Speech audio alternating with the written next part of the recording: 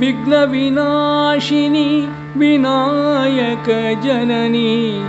दिव्यमयी अम्मा विद्यामयी बुद्धिप्रदायिनी वेदस्वरूपिणी बोधमयी अम्मा सच्चिन्मयी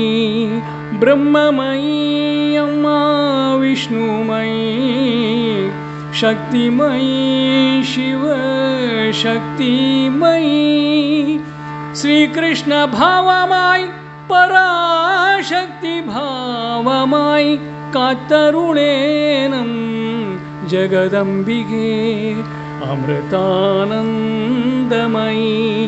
जननी करुणामयिनी कृपामयिनी विज्ञानमयी आनन्द